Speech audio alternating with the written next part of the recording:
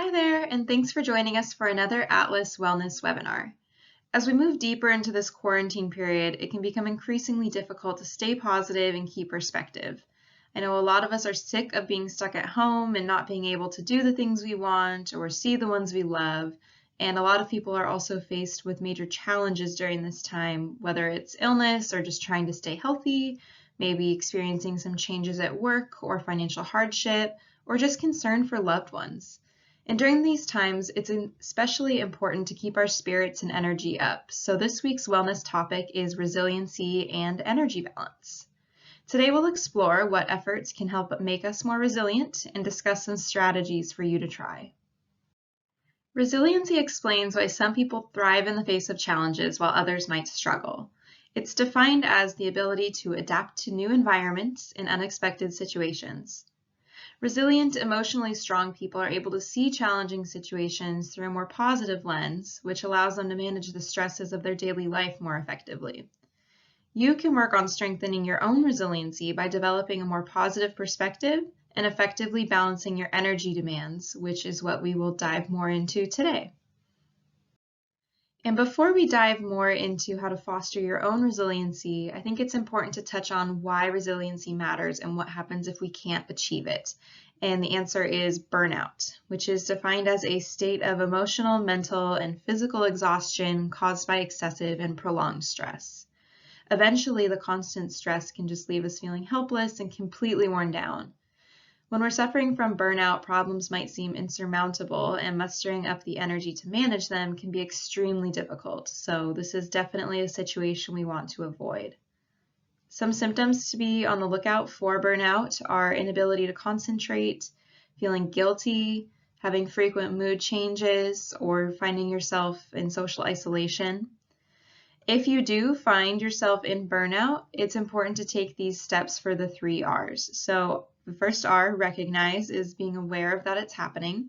Second is reverse, so reversing whatever it was that was causing it, and ultimately that's going to come down to stress management, which is something that the Atlas providers can help you with more if you need that. And then the third R is resilience, which is what we are covering today. So resilience is a really key step in preventing burnout or preventing it from getting worse. The first component of resiliency is learning how to manage your emotions. To become more resilient, you must first develop the ability to recognize and acknowledge your emotions in stressful situations and in your day-to-day life. Resiliency requires being curious about what you're feeling, even if it's uncomfortable. It's not about avoiding negative emotions or discomfort, and it's also not about aiming for a permanent state of happiness.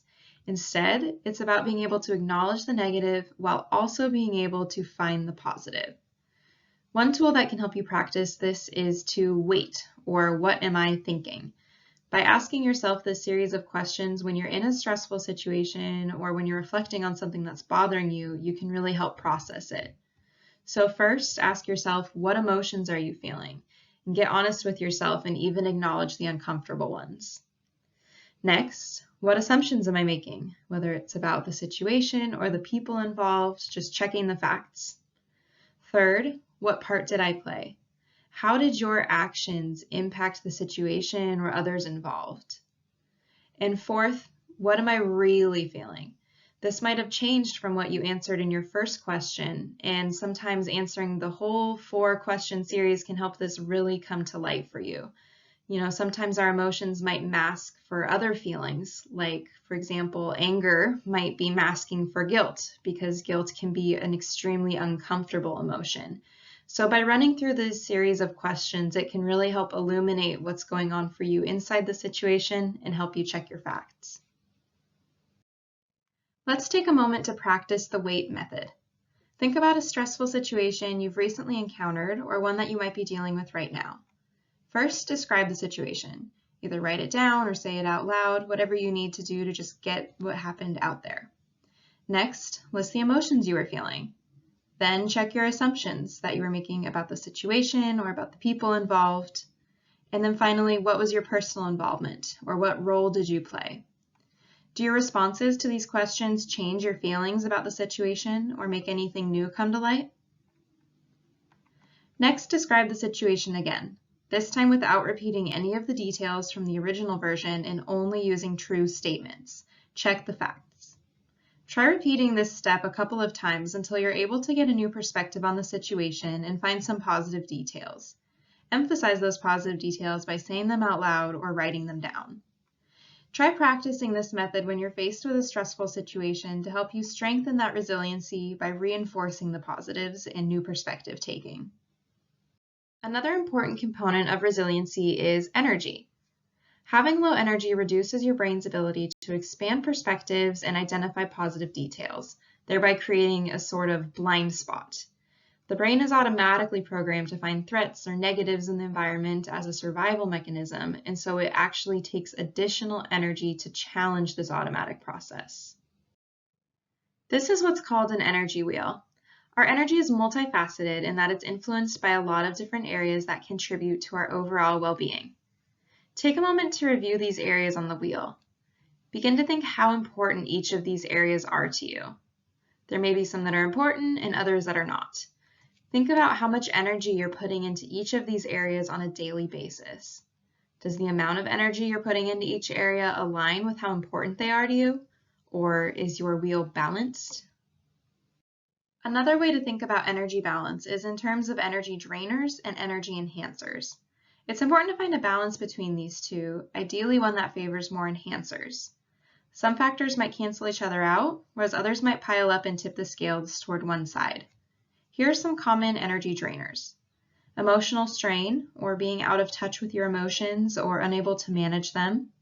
Poor wellness, might include medical conditions or overall well-being. Poor sleep, we need sleep to recharge, and if we don't get enough, it impacts both our physical and mental health. Poor stress management is huge. Sedentary lifestyle, because exercise is really important in boosting our brain function and helping to improve our mental and overall well-being. And nutrition, if we're not eating enough nutritious foods to fuel our brain. And thinking about what counters the energy drainers are the energy enhancers. So emotional intelligence, or the ability to recognize and respond to your emotions that we touched on earlier. Managing your health, managing whatever conditions you might have, taking your medications, doing what you need to do to take care of yourself. Stress management, huge. Getting enough quality sleep, so giving your brain and body that time to recharge. Moving throughout the day in a way that feels good and natural for your body, and similarly fueling your body with enough nutritious foods. Take a moment to reflect on your personal energy balance. What are your drainers and enhancers? And try to list them out, either verbally or writing them down. Think about how much weight each one holds in tipping your overall energy balance. Ask yourself, what can I do to reduce the pull of the drainers? How can I add more enhancers? Or how can I increase the impact of the enhancers? Really think about where your overall energy balance lies. Here's a tool you might find helpful in organizing your thoughts about your own energy balance. It can be helpful to see everything written out, and that might make it easier for you to find more positive, energy-enhancing ways to engage throughout your daily routine. On the left, fill out whatever factor is going on for you, and then list whether it's a drainer or enhancer. Explain why or what impact it's having on your life, and then what action you might take to either minimize its effect if it's a drainer or to maximize its effect if it's an enhancer.